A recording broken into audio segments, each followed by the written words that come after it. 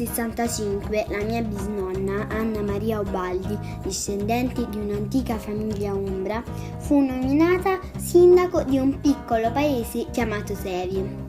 Fu una delle prime donne d'Italia a ricoprire una carica così importante. Trevi sorge sulla collina antistante il più famoso paese, Montefalco, che si dice essere il cuore dell'Italia.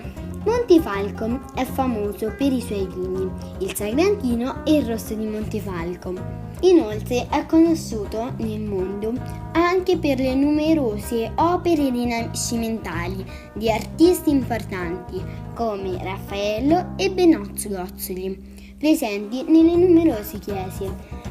La mia bisnonna, Anna Maria, viveva proprio a Montefalco in un palazzo del 1400, oggi diventato un rudere, a causa di un violento terremoto del 1997 e di altre violente scosse avvenute nel mese di agosto del 2016. Sempre nel mese di agosto, purtroppo, è venuta a mancare la mia adorata mamma Federica e quindi abbiamo deciso con papà e i miei fratelli, Ludovica e Lorenzo, di ristrutturare tale rudere per continuare a far vivere lo spirito sia della mia bisnonna Anna Maria che della mia adorata mamma Federica.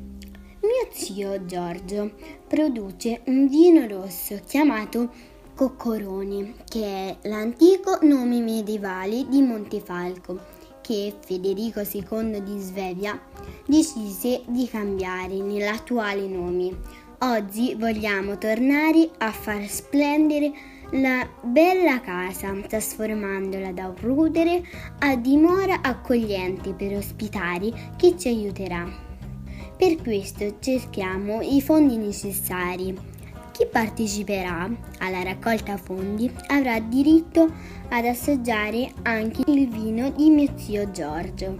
Vi aspettiamo numerosi. Benedetta, quarta discendente del sindaco donna del Cuore d'Italia.